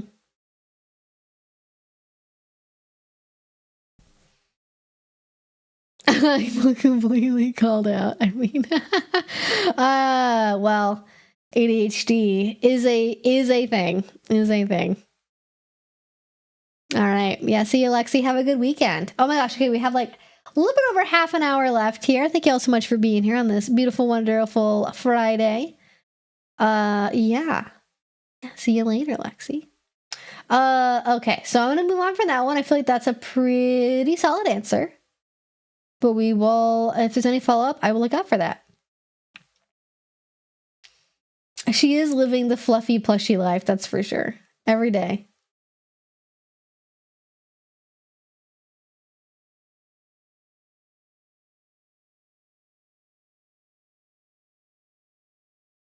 I use Spotify because it has a bunch of songs from Cyberpunk 2077 that Pandora doesn't have. Oh, I didn't know that. Yeah, I'm sure there's like Spotify, I'm sure has exclusive deals with artists, and I'm confident they're trying to get more every day, which is a problem. But it hasn't ever affected any music that I want to listen to. Although I do like the cyberpunk soundtrack, so I don't really choose to listen to it, but I could see what that would be a nice thing to have. To be honest, a lot of people could just drop Spotify. I think YouTube Premium was $12.99 a month, so $3 more than Spotify. Yeah, and then you get both the coverage on YouTube and on Spotify, so why not?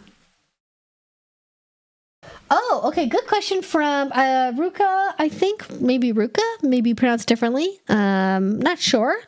Hi, Evie. I have a question. Is it commonly accepted for trans men to show up to kink events? By that I mean, is it generally accepted in the community? I'm thinking of going to CAP.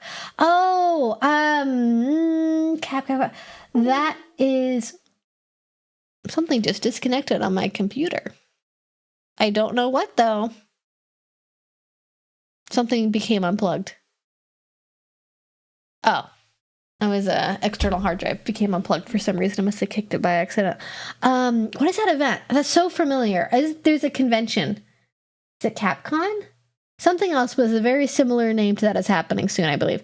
So as always, in different parts of the country, different kink communities, your mileage will very much vary when it comes to trans acceptance. In most of the places I have lived, trans people just like exist in the community and it's just like take it as a thing and it's not a big deal. I would say it is far more common to see trans women than trans men at kink events. You definitely see trans men, but just there tends to be more trans women in the community for whatever reason. Not sure if there's actually a reason for that or if that's just how things are. I would say if you are a trans man who wants to go to gay men's events, I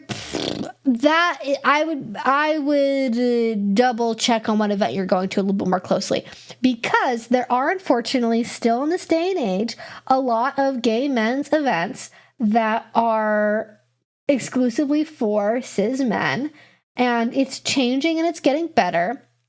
But there's just a history of transphobia that exists in some gay men's spaces, and I would be cautious about that. But if you want to be more in kind of the pansexual, general, like queer BDSM community, it's probably going to be a little bit easier to find an event that at least will be open to. I've never seen anything that's like explicitly anti-trans man or says like trans men aren't welcome here. I think the only thing I've seen is like there are some femme events where cis men and binary trans men are not allowed, but anyone else along the non-binary and femme spectrum is allowed to attend, and like butch women as well, right? And trans women and all that, but not cis men and not binary trans men, and that's basically the only time I've ever really seen it be mentioned. But how friendly the people at the event are is a whole other can of worms. You might be allowed to go and you might be welcomed, but different without knowing this particular event or the people there, it's hard to say for sure. But I would say there are communities where it is possible. Mm-hmm. There are tons of trans people at CapCon. Oh, Chicago H Play. Okay. Oh, yeah. Tons. Yeah, definitely. I think, I haven't been there, but from what I know of its reputation, certainly that's going to be a thing. I've also been wondering about the acceptance of trans guys in the community, especially as a pre-everything trans man myself. Yeah, I think, just socializing in spaces around cis people and even other trans people pre-transition, that can be complicated if you want to access something that is typically gender segregated to a certain extent, and obviously dealing with people, maybe misgendering you.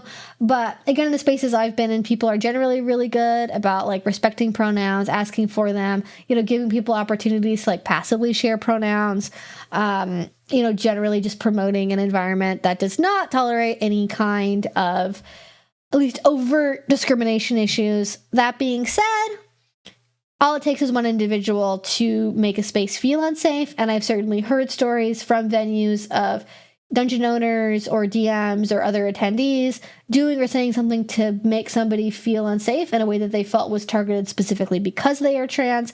And I do not want to deny that those things happen, but I think it's the exception and not the rule, thankfully. Yeah, hopefully that's helpful. Mm-hmm.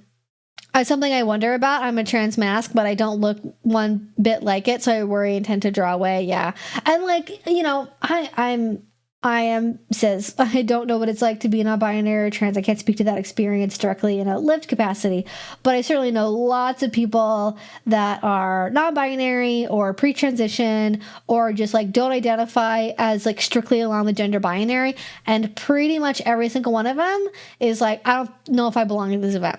I don't know if I belong at the queer event. I don't know if I belong at the trans event. I don't know if I belong in those spaces. And again, I'm a filthy cis, so don't let me dictate what you do with your life. But I just, it makes me sad that people both feel like they're afraid of accessing maybe the more queer and trans focused spaces, and or they don't feel welcome in the more general, obviously more cis-leaning space, just because there are more cis people in the world. There are, like, you know, trans, if you're in a big enough community, there are almost always one or two, like, trans and or, like, queer-focused parties. Usually, like, maybe not even every month, but, like, quarterly at least, there's something. Like, you know, if you live in the Bay, if you live, you know, in the Seattle area, if you live in probably New York and Chicago, those are really big communities. They probably have like trans focused events that you could attend that maybe would feel better. But I know there can be policing and stuff with like weirdness around, you know, being pre-transition or being non-binary or not, you know, just not fucking with the binary in any way. And people can be weird about that, unfortunately. Yeah. Honestly, the biggest thing I'm worried about with attending IRL events is people focusing on my chest too much. Had a lot of experiences of people fetishizing that part of me. Oh, yeah. I mean, I think that's why going to a bunch can always be a good thing. Going to a social event where you're going to be fully clothed, you're going to be in normal street clothing, you're not going to be, you know, in like fetish wear or anything that's super revealing. And I mean, even if you go to a regular like dungeon party, you don't have to be any level of undressed that you don't want to be. But, you know, just to get maybe a sense of if you feel comfortable being around those people before you go to a party, I think going to a munch could be a good way to read the room and just figure out, oh, these people are going to be like tokenizing me, or, you know, they're going to act weird about my body or say something weird before I get into a super vulnerable state and have that happen. Of course, it can still happen. Like like most submissives and women in the kink scene, you know, I've had uncomfortable interactions with people that even if they didn't say anything to make me uncomfortable, they were looking at me in a way that made me feel uncomfortable that I don't even know if they realized they were doing. So it can't guarantee you're going to completely avoid it, but I think getting to know people outside in a less sexual capacity might help you suss out if this is going to be a group that you're likely to feel safer around in those more vulnerable settings or not.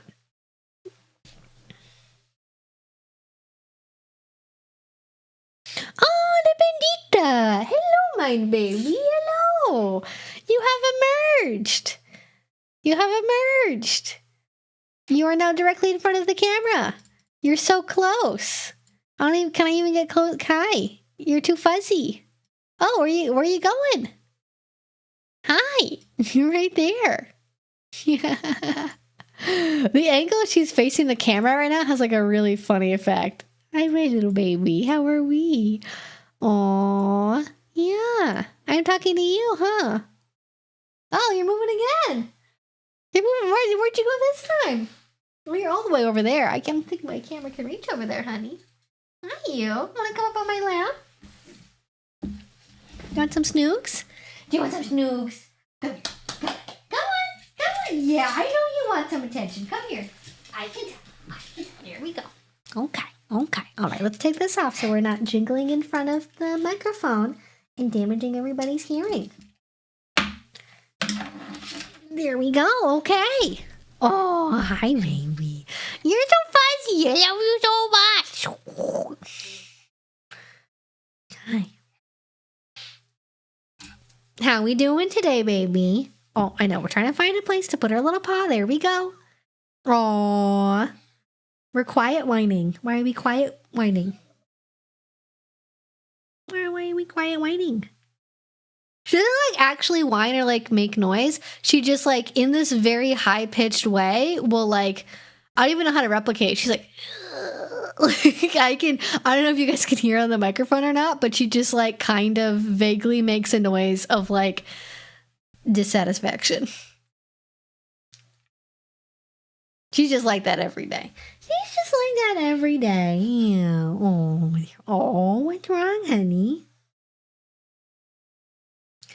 I can only pet you so much. This is the maximum amount of petting I can do at the present moment.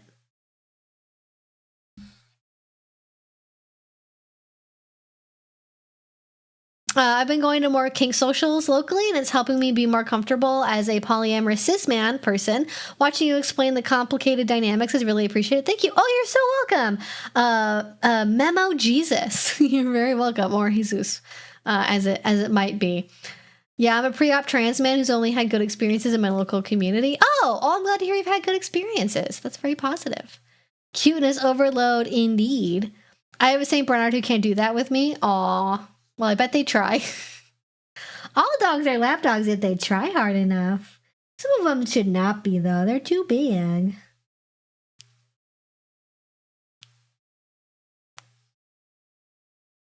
She has attention asthma.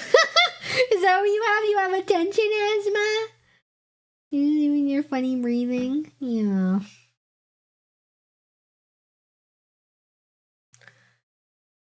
No, not quite like that. She just makes this like kind of high-pitched whining noise when she like wants something but doesn't really want to make a noise. And I don't know why she does it. I've never had a dog do it before. It distinctly only happens when I'm petting her or I should be petting her. At no other point does it happen. It's only when she wants something. So it's like intentional. It's not like a breathing issue, right? She does try. Well, yeah. I know. Well, unfortunately, can only pet one dog at a time. Don't even know what I would do if I had two dogs. I would just be overwhelmed with the possibilities. Okay. I could talk about my dog for 30 minutes, but I'm not going to because there are questions to ask Bandita. There are so many questions. Okay. I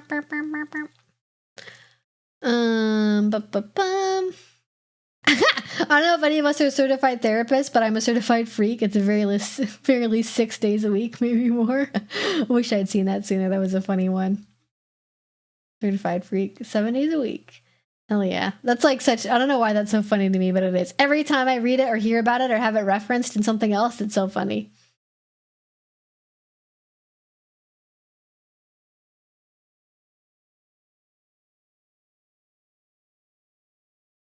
Oh, in the 90s, my adaptive technology gargled it. Oh, okay. I understand. I did not hear about what happened with Klarna and DoorDash. Imagine putting Domino's on layaway. Yeah, maybe mukbangers? Who is doing DoorDash enough to be like, oh, I gotta put this on layaway? I mean, I say that, and then, like, I'm sure there are families that, like, they need food that instant, but then they don't have money in their bank account to, like, buy for it the normal way. And then you end up in this situation where it's essentially like a payday loan for food. And I feel like we should not be making payday loans for food. I feel like that's wrong. I say it out loud and I instantly suss out, oh, that's why that's a problem. Which is stupid AF. No one here should ever do it. DoorDash is expensive without paying interest. Yeah. And like, I'm sure there's people who are going to do it that absolutely could pay for it normally that just like don't have impulse control. But I worry how many people are going to be exploited by that because they just like can't make ends meet. Ends up being this horrible cycle where they're always, because they can't afford food without using the Klarna, they end up just in this like debt spiral of like always owing more money. Because why not get blood from a stone? You can do it apparently if you just try hard enough. How do they do collections? They probably have a DoorDasher come to your house. That probably. DoorDasher / collections agent. You have now been authorized. Do they cook you? I don't know. Could happen, I guess. What are your thoughts on the forced buy kink? I don't think about it in general, so I don't have any complicated thoughts about it. I think I could see the appeal of it. And human sexuality is complicated, and far be it for me to try and tell people that their kink is wrong if it's consensual and done between adults. I think there are some people who don't like it, like, you know, because it's like being fake gay, right? Like, oh, you're only being gay because it's like taboo to you. That's, you know, like in the same way that there are people that are, I think, reasonably, you know, I understand why, reasonably grossed out by like sissification or bimboification or cross-dressing, because in their minds they see it only as ever being something that's appealing because, well, it's because you believe dressing and acting like a woman is degrading and that's why you like it. When it's the reasons behind it are usually more complicated than that. And I think the same is probably true for forced bi stuff. And again, human sexuality is complicated. And if kink is the primary lens through which you experience your sexuality, I could see it being the case that you would never want to have like vanilla individual sex with a man if you're a man, but maybe in a kink context when like a hot lady is ordering you to do it or forcing you to do it, that might be like a safe place to be able to explore some of those feelings that maybe you wouldn't otherwise let out. And you know what? If that's somebody's life, that's somebody's life. Oh, we're talking about forced bi kinks. And then previous to that, we were talking about, completely unrelated, Klarna pairing with DoorDash to essentially make payday loans for food. They literally repo your shit. Oh my God. Wow. Okay, I was joking obviously before, but imagine trying to get Indian food on a Saturday and then they end up repoing your car because it ended up being like $200 or something with interest. What are we doing? Why are we making it, like, how do we keep finding new ways to make the system even worse than it was before? I thought we already like got to the bottom of that, and we are so far from the bottom. The debt collector from Domino's Pizza is a good scene idea. Yeah, there's the Domino's Pizza guy is here, like porn movie thing, and now the debt collector is like, gives it kind of a DS flavor, I suppose. But it does have a little bit of like a cyberpunk feel to it. The idea that your debt collector is also your food delivery person. Both because it means that the delivery driver has to have two jobs simultaneously to make enough money to make ends meet, but also because so many people are in debt over food that they have to combine the two occupations to make it work. My mom told me she never uses her credit card to buy groceries because why would I pay interest on almond milk? I mean, that's fair, but it's not about it being like a credit card. Like, but also, I mean, it depends on your credit card. But I'm sure there's at least some of them that instantly charge interest, like as soon as you complete a transaction. But typically, if you pay off the amount that you put onto the card before interest kicks in, you're actually just paying the same amount as you would with using a debit card, unless there's like additional transaction fees for specifically using a credit card. So you're not typically like paying extra for almond milk. But you can, if you don't pay it off immediately, you forget that it's on there, you don't have auto pay set up. Hi, baby. Oh, you're so good.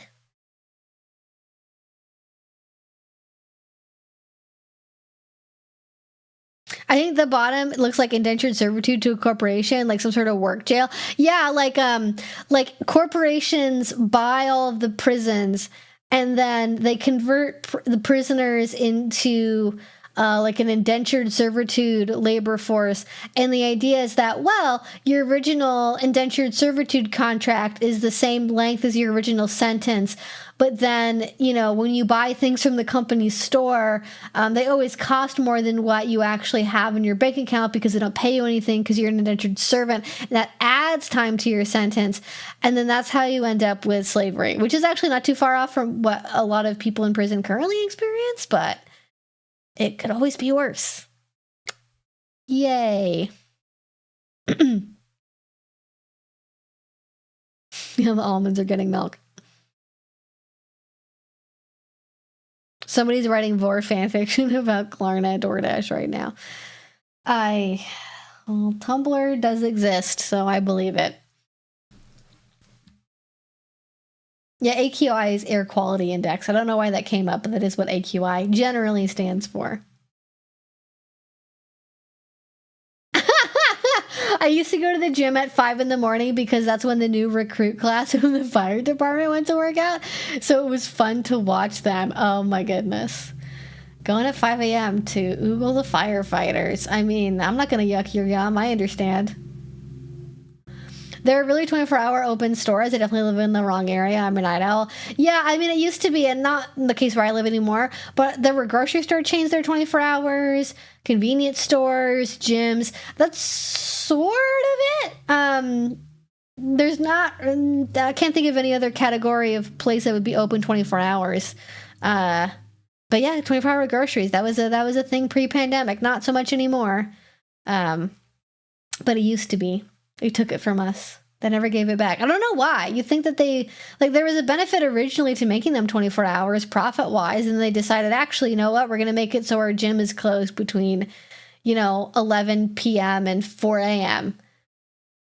To cut down on staffing hours, maybe? I don't know. Not high enough demand. I just hate the idea that I can't go to the gym, and having to get out of the gym at exactly 11 is just not my thing.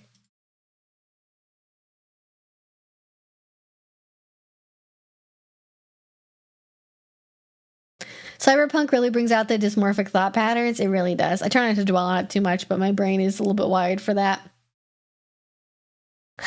I remember liking an art piece before I knew what vor was and having someone tell me what the art was. Wow, what an experience. Yeah, I definitely knew, I think I just knew instantly what vor, I don't think I got quite what the part of it that was vor was, but then after you see 2 or 3 pieces of it, you're like, oh, okay. Now I know what that is. All right. Denny's, of course, diners. I forgot diners. Oh my God, 24-hour liquor stores, not a thing here. Actually, maybe it depends. I'm not experienced with liquor stores. Maybe that was a thing at some point, but I imagine there would be laws in most places about that.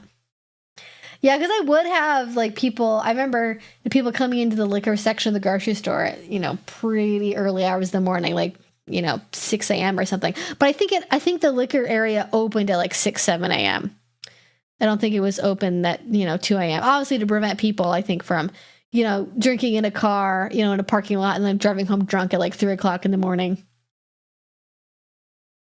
Catboy Tumblr completely changed my brain for the better. Oh, how many different places in the world can we get brain changes from, truly? I will say I do think Tumblr is one of the better social medias these days. Yeah, I think from what I've heard, people really seem to like it. If you've got the right attitude for Tumblr, if that's your people, it seems to be working for folks. I had a good day. I've recently reset my sleep schedule, which made me really happy. I edited a video. I published a video. Did some laundry. Took my dog on a walk. Read some of my book I've been reading. It's been a good day. Oh, ate half a burrito.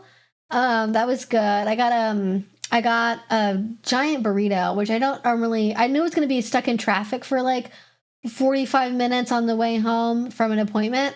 And I was just okay, either I'm going to be starving when I get home and it's going to be 7 o'clock, or I get a burrito now and just, hope that it's good. And I got it and it was pretty good. And I ate a little bit of it on the way home because I got stuck in some major traffic because it was rush hour time. And then by the time I got home, I just ate the rest of it. It was pretty good. The rest of the half I ate. And then I had the second half today and it was delicious. Is Tumblr just a dating app or is it more like Reddit? I don't know if either one of those are true. It's sort of between Twitter, Reddit, and LiveJournal. I would say it's most close to LiveJournal out of any of them.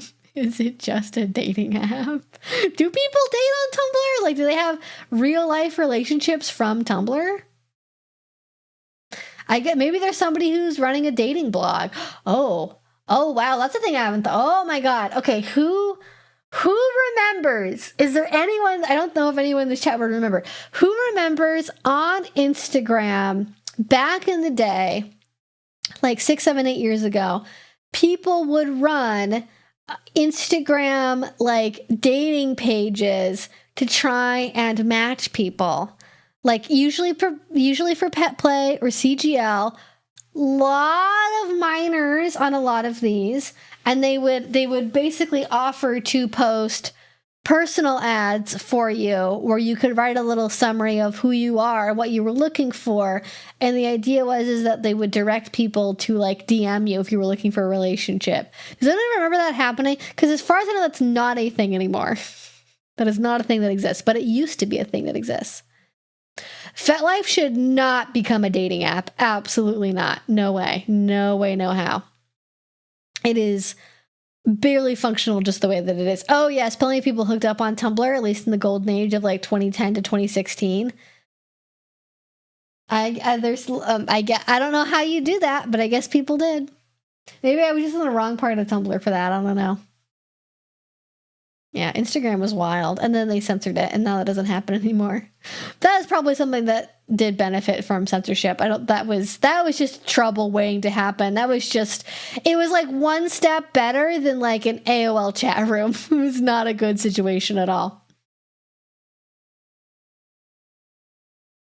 I think they also did that on Tumblr, but I'm not sure. I do think there probably were like dating blog pages, like personal. That's probably where people got the idea from for Instagram originally. Lost in chat about prodoms to follow.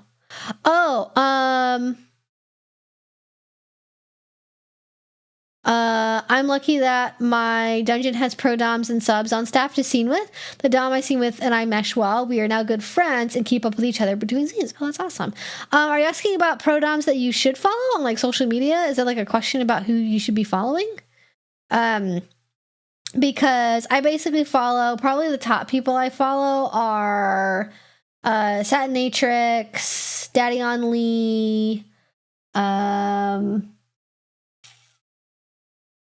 what are their ats? I don't know what their like actual like full usernames are, because unfortunately there's a lot of scammers.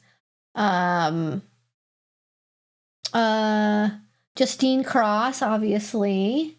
There's a lot of people. There's a lot of people. I don't know all of them, but those are probably my top 3, and I like their content.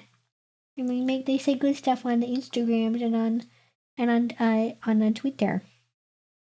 You know. You don't follow anybody on social media. You're a dog. You don't have social media. Look how tiny your little head is. You can't fit social media in there.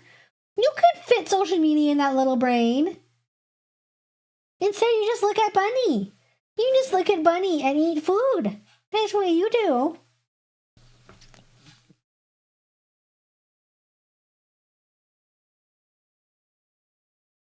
Are your thoughts not good on FetLife?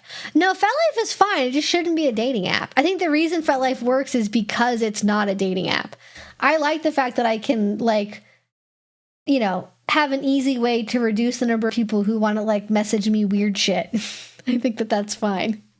Yeah, no. I mean, is FetLife perfect? No. But no social media is. And, like, it doesn't have grok. It doesn't have, like, fucking AI shit on my feed constantly. It's not trying to, like, sell me cryptocurrency all the time. So you know what? It's better than that, and doesn't have as much censorship to it as Instagram does. So in the end, it's pretty fucking all right. And I do kind of like the fact that it's a dinosaur and they haven't really updated anything. I like that. And yeah.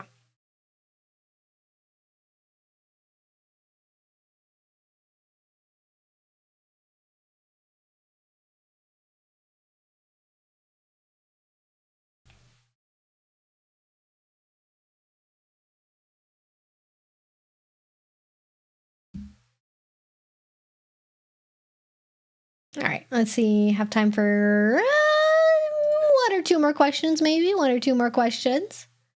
Oh, thank you, Sean. Sean gifted and a couple of memberships. Thank you so much. I almost missed that. I was looking at something, checking something on my computer.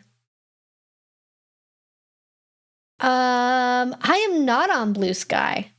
I am not on Blue Sky. I have drastically reduced my consumption of Twitter, however, which I think is probably for the best. So I'm not on Twitter nearly as much as I used to be. I do check on there like somewhat regularly, a couple times a week, but not as much as I used to.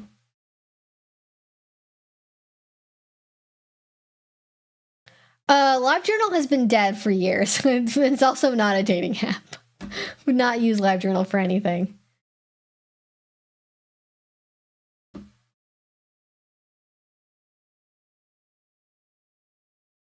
All right, last chance to ask your questions. Speak now or hold your peace until approximately 7 days from today, in which case you will get another opportunity. I was once at a Munch Tribe event and told a couple of people that I had never been to the mainly swinging clubs in my area, and these people were surprised. They were super respectful and the whole interaction was good, but I was surprised to be in a situation where I was explaining I'm specifically into kink and don't want to sleep with people other than my partner, so those clubs aren't my thing. I think swinging and kink is conflated with kink in my area group. Oh, yeah. That'll happen. Yeah, I think it, like, this seems to be the more rural places, the more likely it is that swinging's at the forefront. And, you know, in the South, you know, major metro areas can also have, like, a fair amount of swinging, but it seems to be something that oddly is more popular amongst rural folks than people that are in the big city, as they say.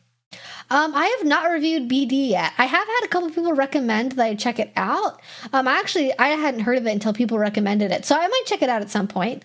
It's not like on my immediate to-do list, but I think it is, you know, whenever there is a new dating platform that gains any kind of traction that is somewhat focused on BDSM. I'm assuming from the name it's probably BDSM focused. I just am so used to any BDSM dating app being a scam that I'm like nervous. I'm like, oh, is it real? Is it going to actually work out? Is it fake? Is it going to steal my information? Would you rather fight 100 duck-sized horses or one horse-sized duck? Horses are really good at biting and kicking, and I feel like that many horses would be a problem. So I think I'd probably rather fight one horse-sized duck, because I think like one well-placed arrow would probably just take care of the situation. Well, it depends. How prepared am I? I think if it was a fight to the death, I think if I just had a riding lawnmower and it was 100 duck-sized horses, I could probably deal with it. With a horse-sized duck, I'd need a bow. And I think I could take care of it. I don't know what that reveals about my psychology, but there you go. That's my answer. Favorite and least favorite things about being a YouTuber. Favorite thing is... I love being creative. I love that I get to write about whatever I like to write about. I love that it gives me flexibility with my work schedule, and I get to be with my dog all the time. I don't have to worry about leaving her at home. And least favorite things about being a YouTuber, constantly being worried about being doxxed on the internet and having like my exact location revealed. And having to deal with the capriciousness of YouTube as a platform, not telling me anything I do wrong and any level of specificity to be able to avoid doing it again. I have a question. Do you have any advice on what not to do at IRL kink meetups? What not to do? Don't stare at people's genitals. Don't wear inappropriate clothing. Don't wear overtly kinky stuff or fetish wear. So like unless it's advertised otherwise. Some places are at more like kink friendly venues, so it might be okay. But generally speaking, don't come out in like the full see-through latex or, the fetish wear or whatever, the tiny nurse costume. Wear like normal clothing, please. Don't corner people. If you're in a conversation, it's usually better to do it as a group as opposed to like, I don't know, waiting outside of the bathroom and then like cornering somebody as they're going into or leaving the bathroom and like bogarting them into an exclusive conversation. Don't be rude to the wait staff. I think it's the thing people don't think about enough is most munches are held at like a cafe or a diner or some kind of restaurant establishment. And if you are rude to the staff, you can very quickly cause problems for the whole meetup. Using it as a way to cruise or hit on people as opposed to socializing. Don't treat it like a speed dating event unless it's a speed dating event, okay? I think the other thing is being a big fucking liar. Showing up to an event and lying about your level of experience, lying about your kink interests, what role you are to try and maybe meet somebody else's fantasy expectations. Don't do that. That's people, have, I think, sometimes an urge to overinflate their level of experience or their interest because they want to seem more impressive to people and be more likely to find partners that way, but it'll all come out in the wash. People, when they play with you, they will quickly figure out if you are experienced or not the way that you say that you are. I've never used her, so I can't necessarily recommend it or not. But what color are Bandit's toe beans? I think they're pink. What color are your little beans? What color are your beans? Are they black? Hi. Oh, don't.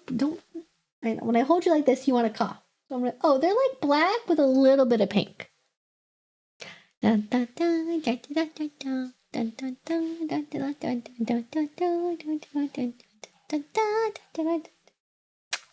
Okay, I release you. I release you. What? Okay.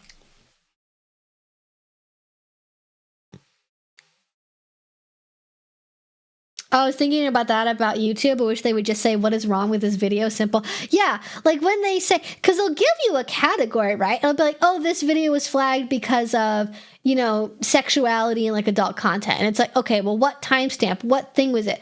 Was it a thing that I showed on screen? Was it a word that I said? Was it the fact I said a certain word too quickly into a video? Was it a joke that I made? Like, what is it? You would mow down 100 duck-sized horses. I would. If it was to the death, okay? We're talking about a fight for my life, okay? If it was a situation where I could leave, I would just leave. But if I had to fight them to the death in an arena and I could choose my weapon, that would be my choice. Oh wait, I forgot about that. Yeah, their legs are fragile, so all you need is a hockey stick. Yeah.